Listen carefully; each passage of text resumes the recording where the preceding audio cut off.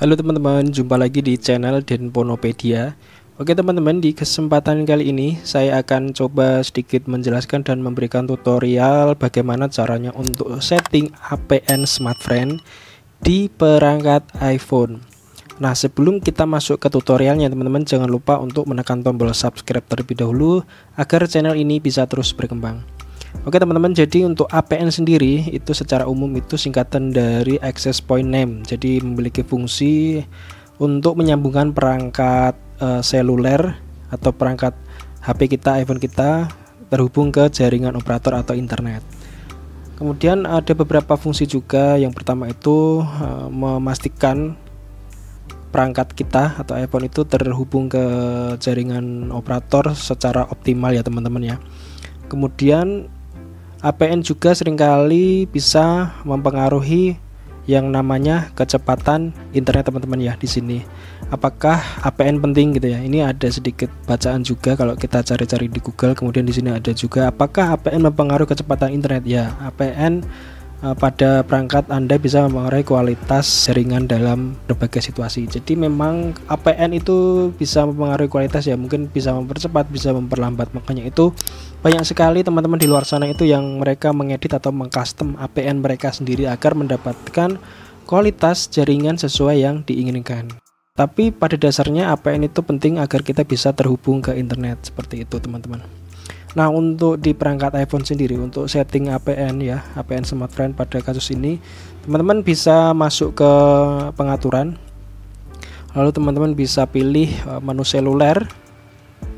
Kemudian di sini teman-teman mau setting yang SIM berapa. Di sini perangkat iPhone saya menggunakan dua provider yaitu Telkomsel dan yang kedua adalah SmartFriend. Yang kedua ini saya pakai eSIM ya teman-teman. Nah, untuk setting APN kita tinggal klik saja yang SmartFriend.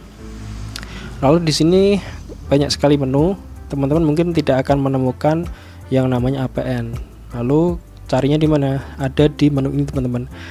Jaringan data seluler. Kita tinggal klik saja.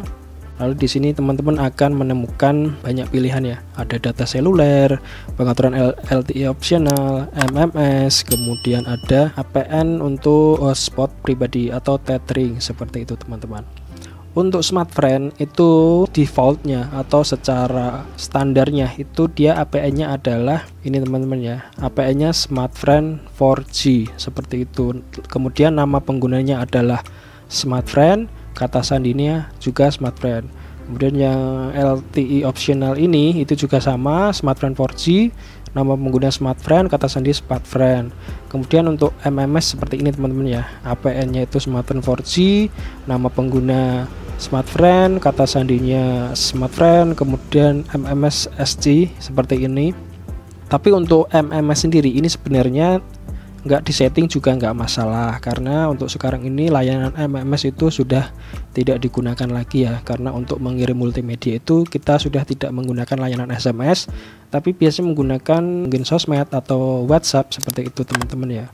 Kemudian untuk hotspot pribadi juga perlu untuk disetting.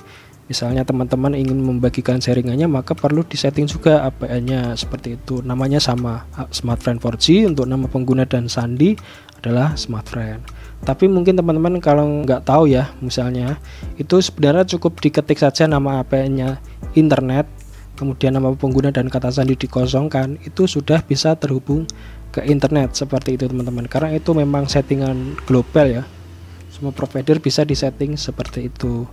Tapi untuk SmartFriend 4G sendiri dia merekomendasikan yang namanya ini APN SmartFriend 4G seperti itu teman-teman. Jadi gitu ya untuk setting APN SmartFriend di perangkat iPhone. Lalu di sini kan tidak ada ini teman-teman, nggak ada menu save ya. Caranya gimana untuk menyimpan semua informasi yang kita ketik ini? Kita cukup kembali saja. Di sini itu sudah tersimpan dan kalian bisa langsung terhubung ke internet. Gitu teman-teman. Oke, sekian dulu video kali ini. Mungkin kalau masih ada pertanyaan bisa komen saja di bawah. Kita jumpa lagi di video berikutnya.